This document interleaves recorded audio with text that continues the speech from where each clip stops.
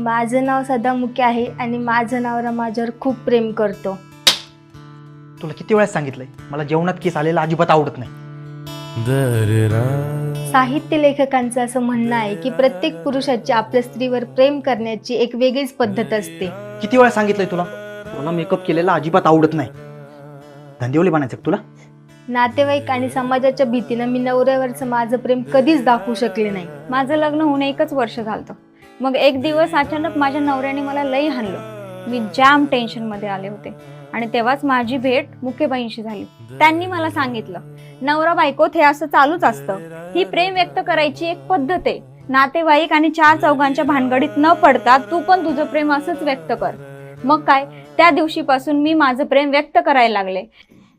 असं म्हणतात की स्त्रियांना आणि पुरुषांना समान हक्क आहे, पण नेहमी स्त्रियांना